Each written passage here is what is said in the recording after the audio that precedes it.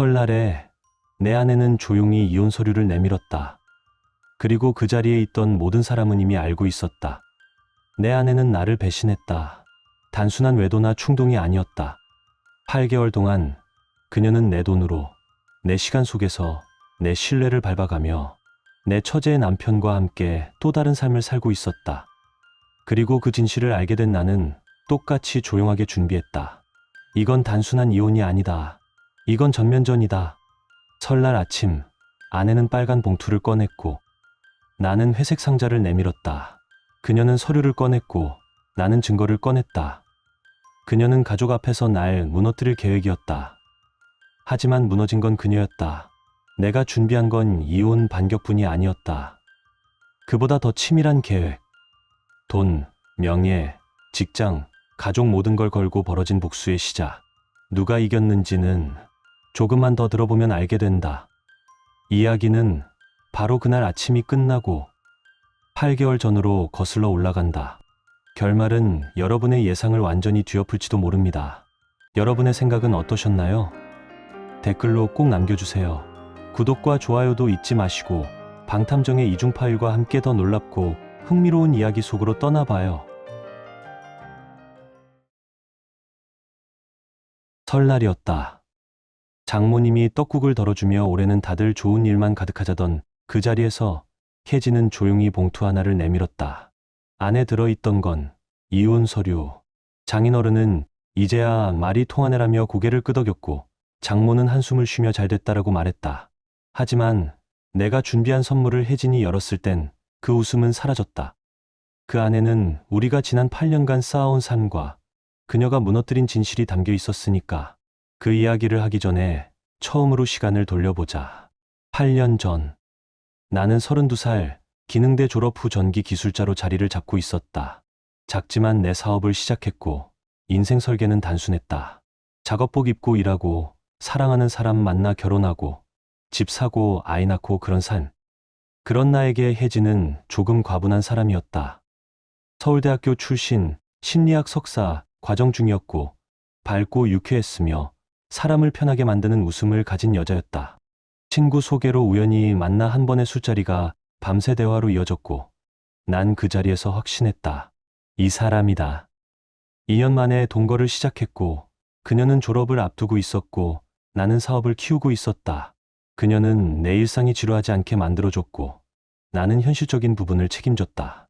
함께 잘 살고 있다고 생각했다. 3년째 되는 해 나는 청혼했다. 그녀가 말없이 힌트 주던 반지, 우리가 처음 만났던 레스토랑 준비 다 했다. 그녀는 울며 응이라고 했고 SNS에 자랑하듯 올렸다. 하지만 결혼 준비 중 혜진의 가족 반응은 싸늘했다. 왜 굳이 기술자랑 결혼하니? 그때 혜진은 단호하게 말했다. 이 사람은 이미 자기 길을 개척하고 있어요. 개인만 하며 꿈꾸는 내 또래 남자들보다 훨씬 현실적이에요. 결혼식은 양가 합의로 강남 교회 예배당에서 성대하게 치러졌고 피로연은 장인어른이 고른 골프장 연회장이었다. 그날 처음으로 이준혁을 봤다. 혜진의 여동생, 연주의 남편. AI 기술 기반 스타트업 대표라는 그 남자는 지나치게 잘난 체했고 옷차림과 말투엔 허세가 넘쳤다. 5년 차까지는 평화로웠다. 서울 근교 전원주택을 마련했고 직원 8명까지 사업을 키웠으며 혜진의 학비도 전부 내가 부담했다. 차, 여행, 장인 장모님의 집 전기공사까지 무보수로 해주었다. 매주 일요일마다 장인의 정치 이야기, 장모의 이웃 소문을 들으며 가족들 틈에 끼었다. 물론 그 중간중간 혜진의 시선이 자주 준혁에게 머무는 것도 느껴졌지만 난 무시했다. 그녀의 웃음, 태도, 작은 변화들 다 그냥 사이 좋은 가족이라 믿었다. 하지만 8년째 되는 해 분위기는 달라졌다. 혜진은 무언가 점점 멀어졌다. 내가 바쁘다고, 자길 소홀히 한다고, 우리가 원하는 게 같은지 다시 생각해봐야 할지도 몰라라고 말했다. 그때까지만 해도 나는 그저 결혼 8년차 위기라고만 생각했다. 부부라면 누구나 한 번쯤 겪는 일이라 여겼다. 여행을 갈까? 상담을 받아볼까? 고민만 했다. 하지만 현실은 그보다 훨씬 차가웠다. 그녀의 휴대폰에 갑자기 비밀번호가 생겼고 여자들끼리의 밤이라는 이유로 매주 주말마다 외박을 했다. 믿지 않아? 라는 말이 입버릇이 되었고 그녀는 늘 피곤하다며 방에 들어가곤 했다. 그녀가 다니던 마케팅 대행사는 치과 광고만 하는 소형업체였는데 무슨 일이 그렇게 바쁜지 이해되지 않았다. 그러다 신용카드 명세서를 확인하면서 모든 게 흔들리기 시작했다. 매주 같은 호텔, 같은 시간, 쇼핑 내역, 식사 내역 명백한 거짓말이었다. 요즘 너 뭔가 이상해. 솔직히 말해줘. 내가 밖에서 하루 쉬고 오면 안 돼? 당신은 맨날 일하잖아. 이래서 이 집을 만든 거야. 너를 믿고 있었어. 그래. 난 당신의 가정집 하녀가 아니야. 나도 숨 쉬고 싶다고. 그녀는 그렇게 말을 던지고 나가버렸다. 남겨진 나는 처음으로 확신했다. 이건 단순한 부부싸움이 아니다. 매주 토요일 그녀는 어김없이 외박을 했다. 그리고 일요일 오후가 되어서야 들어왔고 들어오자마자 샤워부터 했다. 이상하게도 그날따라 더 상냥했다. 오늘은 커피 내가 내려줄게. 요즘 일은 어때?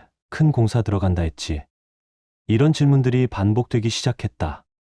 그녀는 내가 현장 나가는 시간을 유독 궁금해했고 일정까지 직접 묻는 날이 많아졌다. 결정적인 순간은 추석 명절이었다. 장인 장모님 댁 식탁에서 다 같이 모여 송편을 나눠 먹던 그날 준혁의 폰이 계속 울렸다. 그는 몇 번 화면을 희끔거리더니 전화 좀 받고 올게요라며 밖으로 나갔다. 그로부터 2분 후 혜진이 얼굴이 붉어진 채 주방에서 돌아왔다. 마리아네 커플이 또 싸웠대. 잠깐 다녀올게. 명절 한가운데 오후 3시에 게다가 우버를 부른다니? 나는 거기서 확신했다. 내가 미친 게 아니라 내 아내가 처제의 남편과 바람을 피우고 있는 거였다. 탐정 고용할 돈은 없었다. 하지만 친구 시아가 있었다. 그는 내가 기능대 다닐 때부터 붙어 다닌 친구였고 이런 상황에선 도덕심보다 정의감이 앞서는 인물이었다. 그 찌질한 스타트업 놈이랑 혜진이랑 말도 안 돼. 말 되게 생겼어. 확인하자. 우리는 작전을 시작했다. 첫 주 토요일 마포구에 있는 메리어트 호텔 근처에서 커피 마시며 대기. 둘째 주도 조용했다.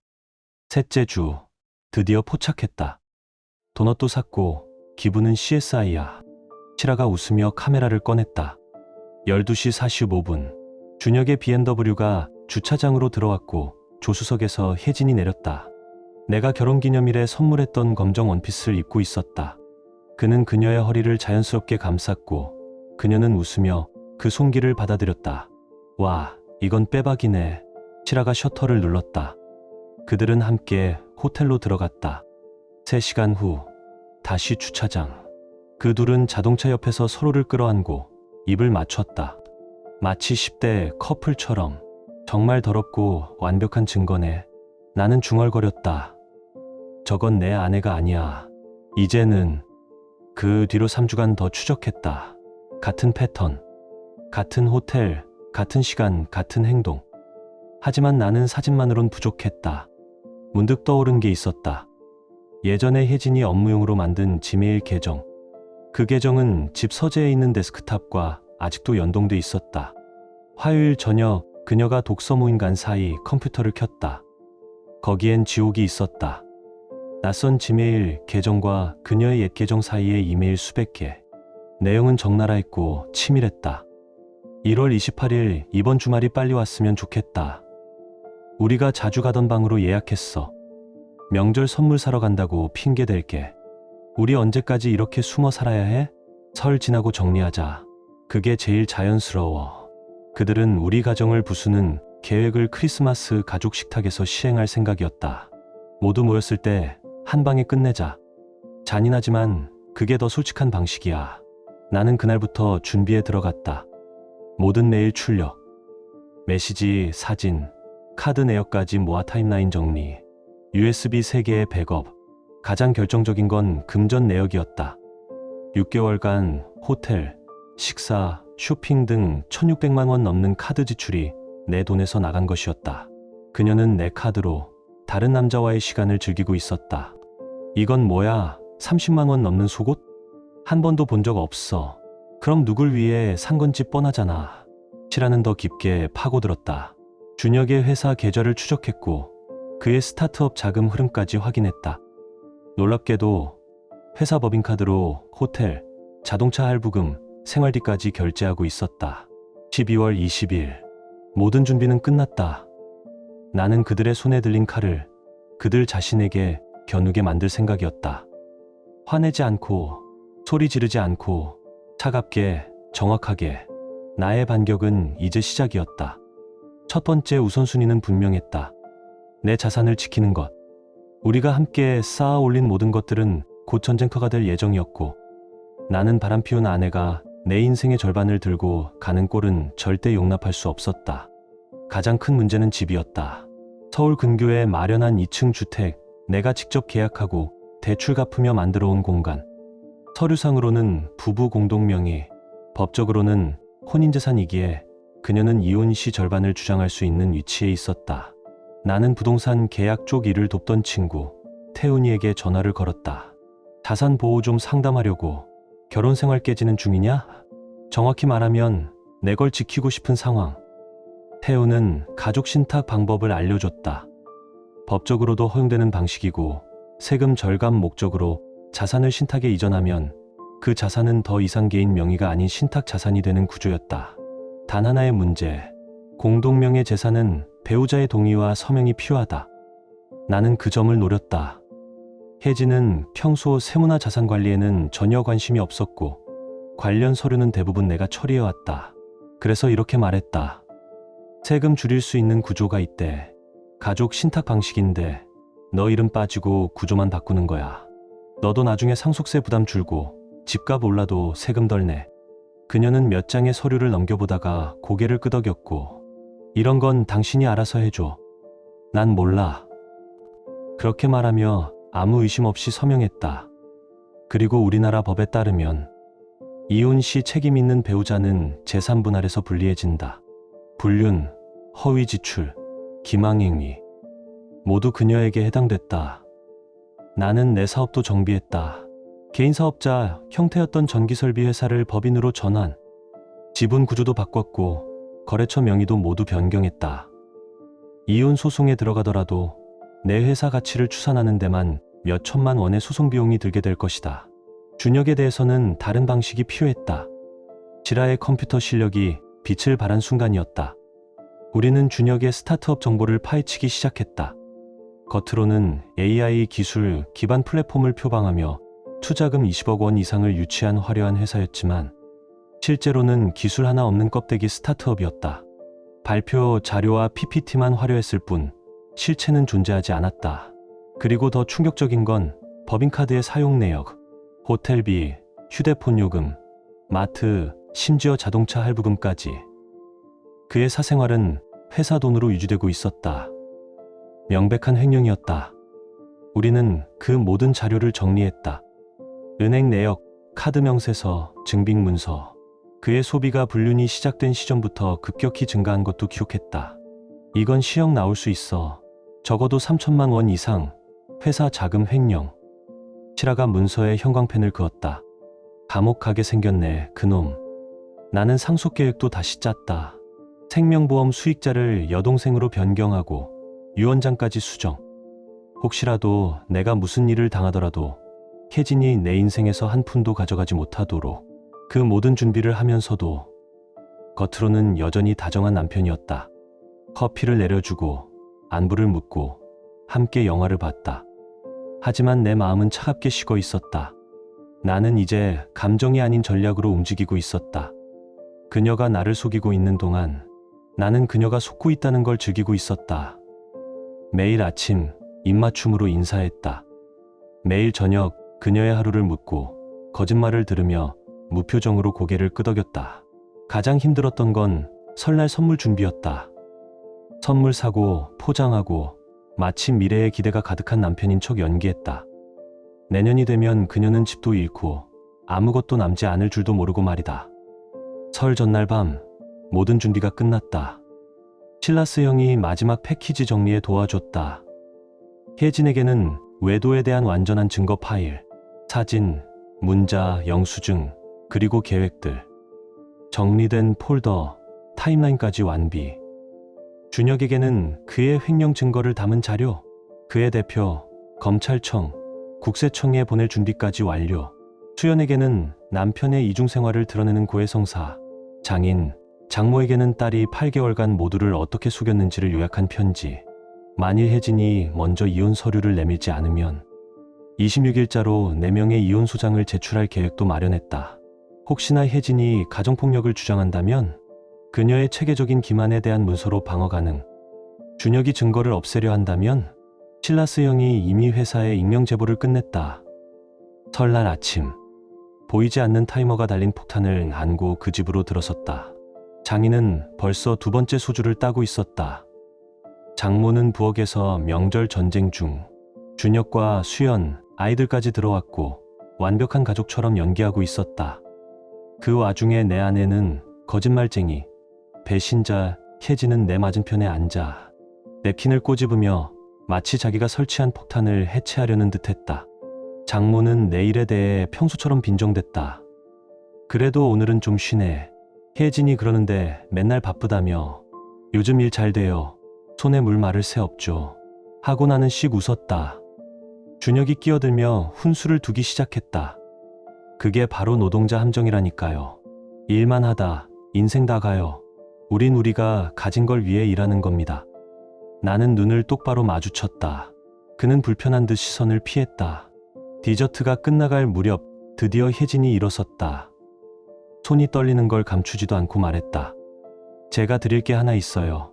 모두의 시선이 집중됐다. 임신 발표라도 할 기세였다. 그녀는 빨간 봉투를 꺼내 내 앞에 조용히 밀어두었다. 새해 복 많이 받으세요, 실라스 오빠. 그녀는 가짜 미소를 지었다. 나는 천천히 봉투를 열고 문서를 꺼냈다. 이혼 소송 청구서. 정적. 장모가 오히려 웃었다. 아유, 다행이네. 드디어네. 장인은 고개를 끄덕이며 말했다. 됐군. 이건 혜진 혼자만의 계획이 아니었다. 가족 전체가 알고 있었고 오히려 응원하고 있었던 것이다. 준혁은 소주잔 뒤에 숨어 웃음을 감췄고 수연은 상황을 이해 못한 듯 멍했다. 잠깐, 이게 무슨 일이야? 혜진이 이혼하잖니. 장모가 마치 설날 선물이라도 된 듯 알렸다. 바로 그 순간 내가 미소 지었다. 그럼 당신도 선물 열어보지 그래? 나는 아침에 거실 장식함 위에 둔 작은 상자를 가리켰다. 모두가 어리둥절했다. 이혼을 당할 남편이 선물을 준비했다고? 혜진은 어정쩡하게 걸어가 상자를 들고 돌아왔다. 손이 부들부들 떨렸다. 상자를 열자 얼굴에서 피가 싹 가셨다. 안에는 사진들이 있었다.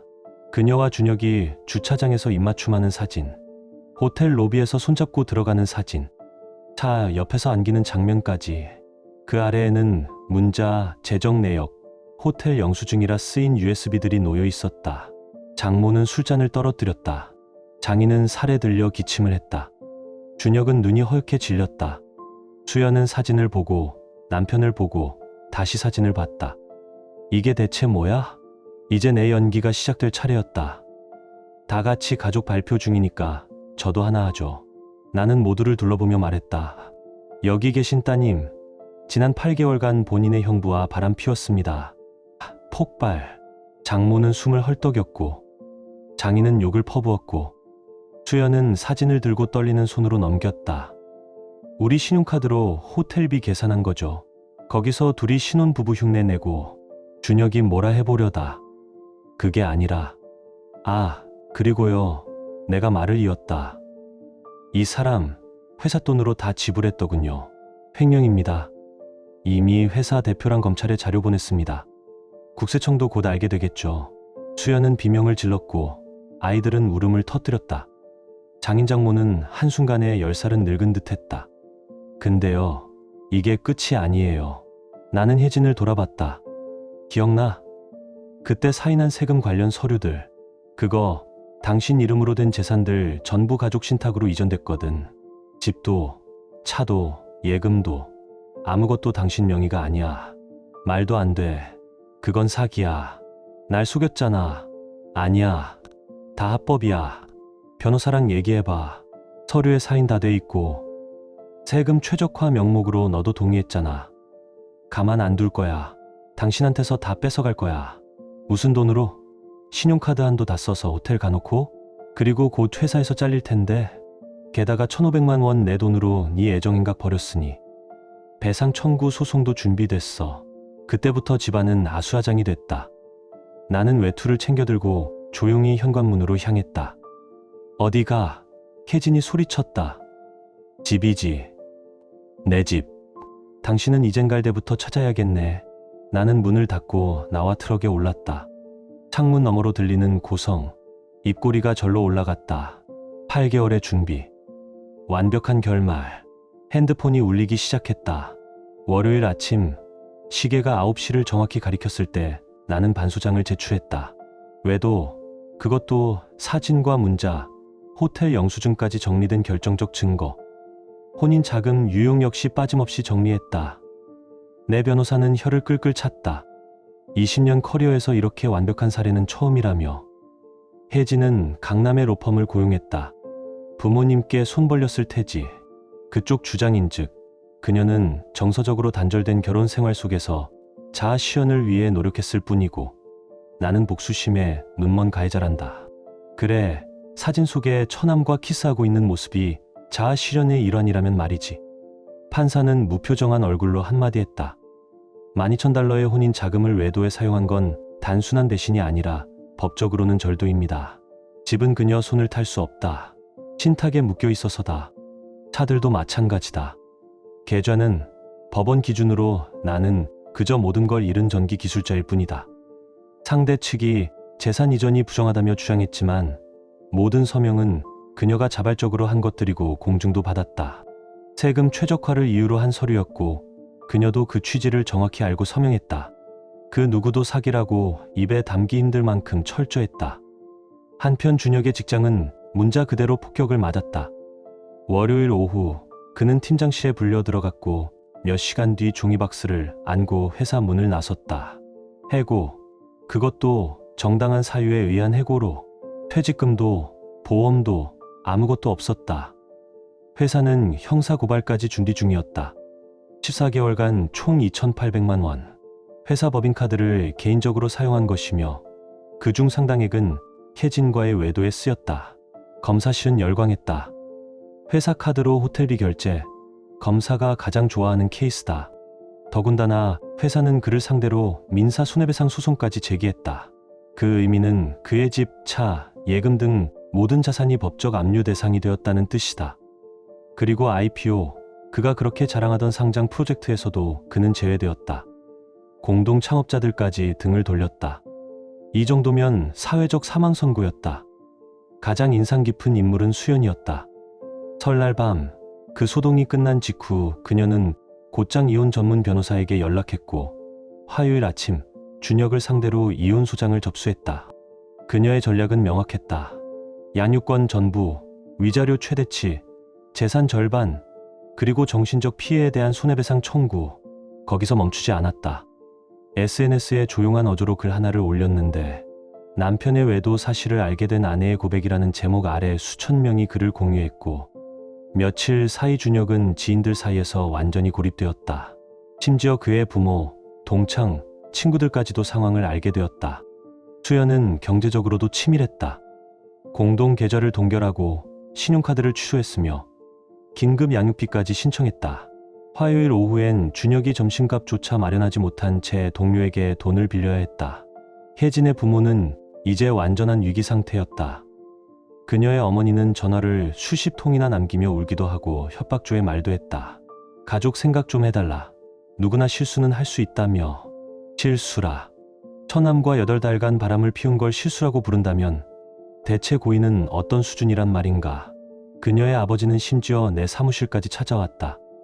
남자들끼리 이야기로 풀자며 말을 꺼냈다. 나는 단 한마디만 했다. 딱 하나 조건이 있습니다. 따님이 저한테서 훔쳐간 돈 갚으세요. 그는 한숨을 쉬며 그래도 내 딸이야 라 말했다. 그리고 그녀는 도둑이고 배신자입니다 라고 나는 잘라 말했다. 그날 저녁 혜진은 다시 본가, 정확히는 자신의 어린 시절 방으로 돌아갔다. 모든 자산이 신탁에 묶여 있었고 본인 명의로 된 건 하나도 없었다. 신용카드는 정지, 계좌 접근도 차단되었다. 그녀가 다니던 마케팅 회사도 행동 강령 위반 사유로 징계 절차에 착수했다. 직장이 평판을 중시하는 곳이었기에 외도 관련 소문은 치명타였다. 결국 그녀는 행정휴직 상태에 들어갔고 이는 해고 수순으로 이어질 가능성이 높았다. 사회적 관계도 빠르게 무너졌다. 친구들은 그녀와 거리를 두었고 심지어 가장 가까웠던 마리아와 제시카도 더 이상 연락하지 않았다. 반복되는 금전 요청과 끊임없는 해명에 피로했을 것이다. 지금 혜진은 자신이 태어나고 자란 도시에서조차 외톨이다. 아이러니하게도 이 모든 재앙은 내 사업에는 득이 되었다. 엘라이트 전기공사는 폭발적인 주문을 받기 시작했다. 소문은 빨랐고 배신당했지만 품위 있게 대응한 사장님이라는 이미지가 사람들 입에 오르내리며 수많은 추천을 불러왔다. 같은 업계 동료들도 일을 넘겨줬다. 일주일 만에 한 달치 예약이 꽉 찼다. 전화기는 하루 종일 울렸다. 혜진의 부재중 전화 47통, 문자 23통, 음성 메시지 12통. 처음엔 오해다라며 부정했고 다음엔 당신은 복수심에 미쳤다며 화를 냈고 이어서 다시 시작하자고 매달렸다. 그리고 목요일 이후로는 완전한 침묵, 부정, 분노, 타협, 그리고 침묵. 참으로 전형적인 흐름이었다. 앞으로 몇 달간 이혼 절차가 이어지겠지만 결과는 정해져 있다. 나는 증거를 갖고 있고 자산을 보호했으며 도덕적으로 우위에 있다. 반면 그녀는 비칠직, 수치심 외엔 가진 게 없다. 준혁은 유죄 판결을 받을 경우 최소 1년형이 예상된다. 민사소송까지 끝나면 남는 게 없을 것이다. 수연은 아이들과 함께 고향으로 이사할 계획을 세우고 있다. 혼란에서 벗어나 새로운 출발을 하려는 것이다. 그리고 나는 내 일을 더 키워볼 생각이다.